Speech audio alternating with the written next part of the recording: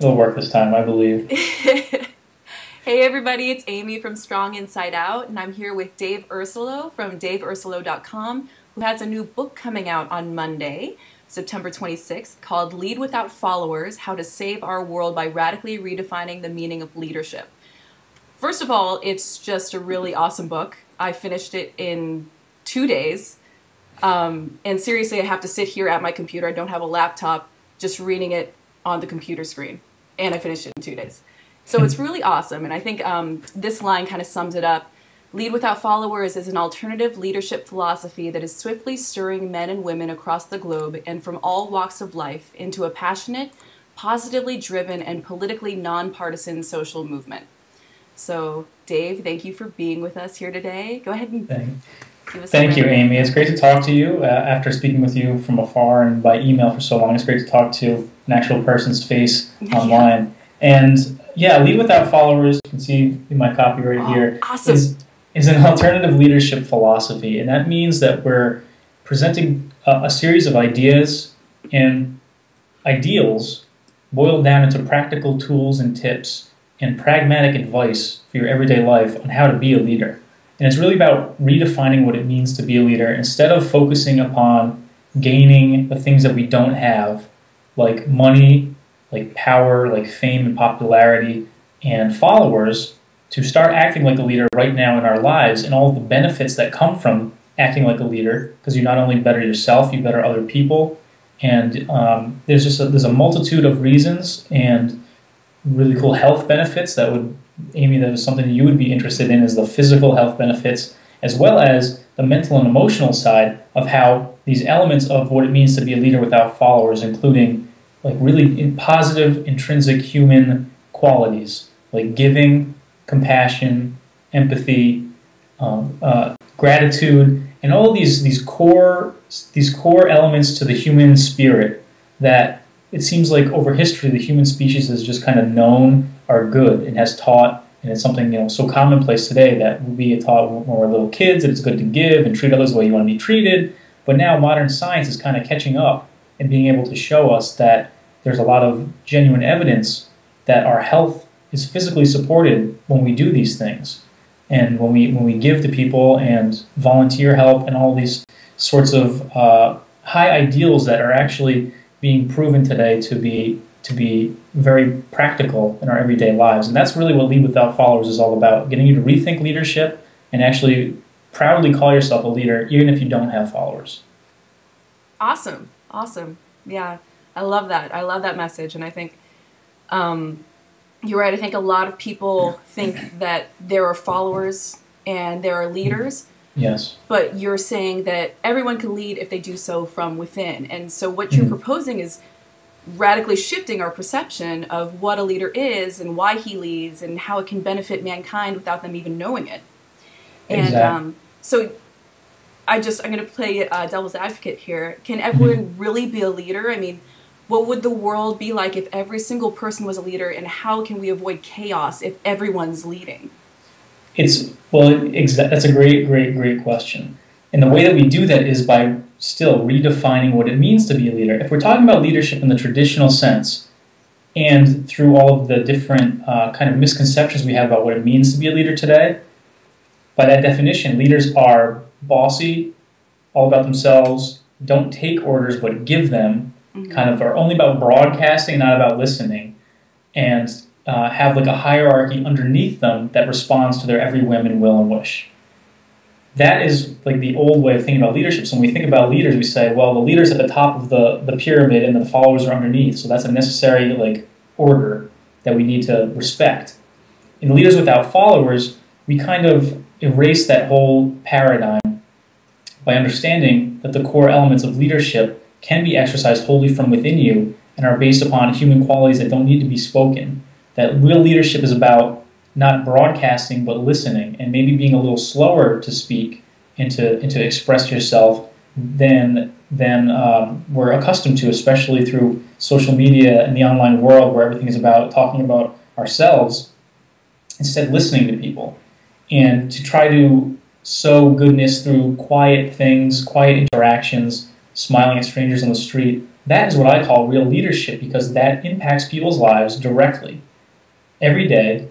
And like you just mentioned, we don't know how far that can reach, especially in our world where we're so interconnected and overlapping with, this idea that the world it feels like it's never been smaller because of the internet and modern instantaneous communications, where you and I can have this conversation from across the country and, say that I'm, for example, having a bad day, and I just look at your smile, Amy, and it makes my day feel brighter. and then from there, like, my day is better, and then the people that I interact with, I can hopefully spread that goodness. And it sounds so like such a radical idea that what one person does can actually literally have an impact on people's lives instantly. But it's true, and it's true more today now than ever. And when we have these other elements of scientific proof that I keep going back to, which are just so cool, and I love citing them because it's just awesome, that emotions are contagious and can be traced up to 3 degrees of separation, kind of like that Kevin Bacon game where 6 degrees of Kevin Bacon, but you can trace like happiness and sadness almost like a virus between groups of people, which is amazing. And it gives you a real sense of empowerment to start acting in your life based on whatever you do, and not the size of your wallet, not what job you have, not how much money you have, not how many followers you have, whether in person or on Twitter and Facebook, whatever it may be. It empowers you to start leading right now, because you can actually have a really profound effect on people's lives immediately. And by practicing and cultivating these traits and emotions and qualities that you will always have just because you're a human being, you get to, it's like when you're training, when you're working out, you grow, you get stronger, and you become more mentally and emotionally resilient to the things that happen in life that we're all subject to and become victims to. We can become a backbone of support for friends and family members, like we wish and hope that we can be. And ultimately, someday we can become the best parents that we can be for our children. And, it's really about leadership in Lead Without Followers. It's not about becoming something other than human. Because we think about leaders are different. They're better than us. They have more. They're worthy of being listened to and respected. Leadership in Lead Without Followers is about human beings becoming more human. It's about becoming the most human that you can be. And because we're hardwired to respond to each other in these very subtle, subconscious ways, and the effect that we can have on other people is theoretically endless. And that's what I look to encourage you to do in Lead Without Followers.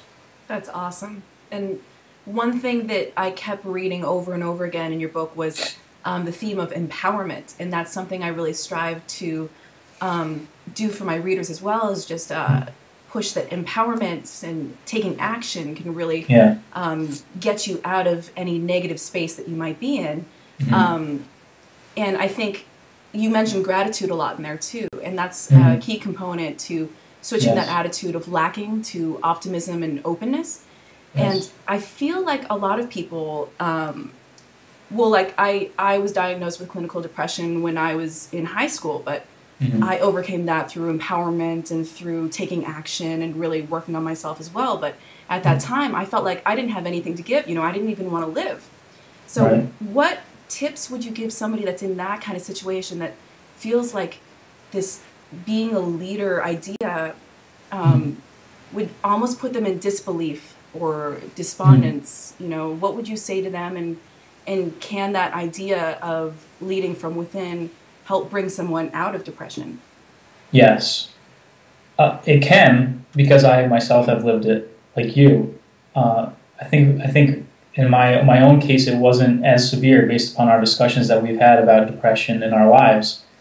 But depression's prevalence today, there is a growing school of thought as it pertains to depression. Why is it so prevalent?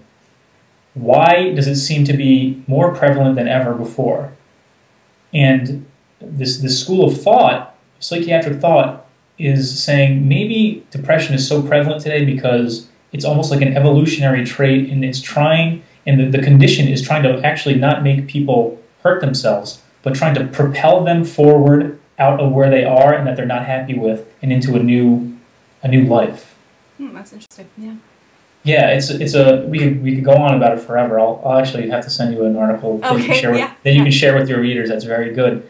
But depression, I think, and I believe, really does function to not. It's not. If it's an evolutionary trait, it's not supposed to make us hurt ourselves. It's supposed to propel us to new heights and actually motivate us to get out of the situations that we're in. And so that there is always hope. And if you're living through a time where you are depressed, it's a call to change.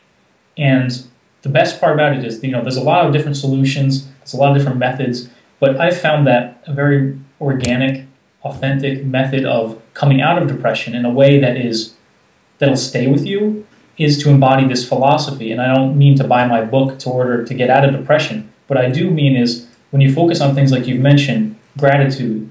Gratitude really is the cornerstone to all happiness. Because if you can't appreciate what you have and what you don't have, you're never really going to be happy.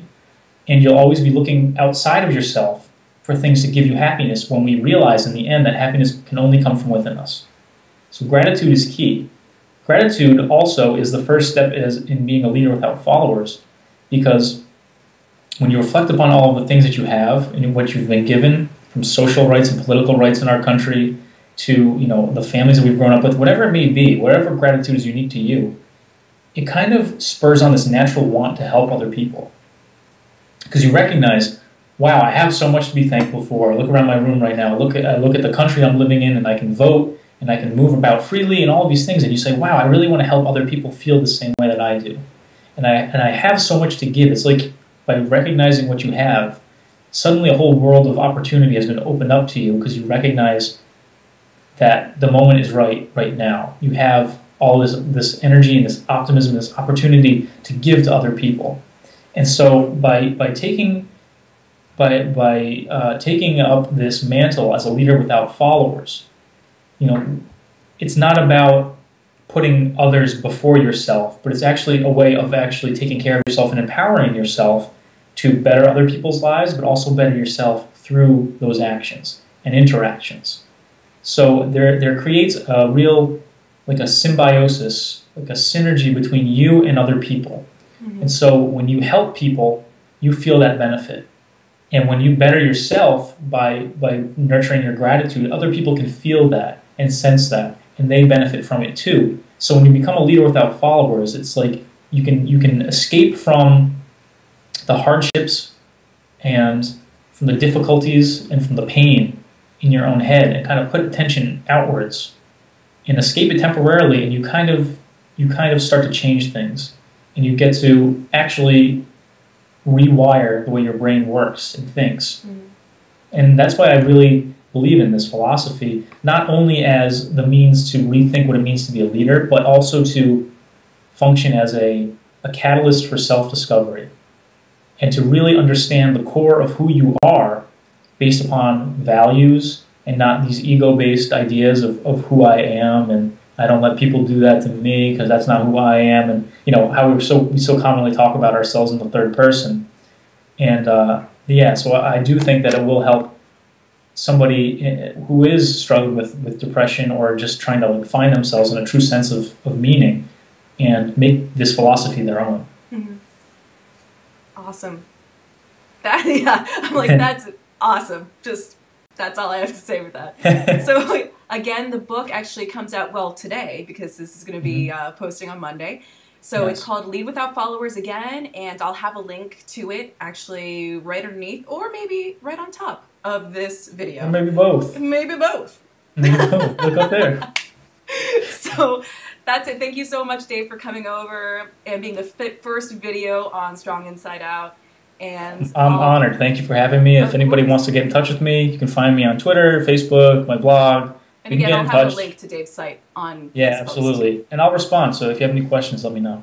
Cool. Thanks so much, Dave. Thanks, Amy.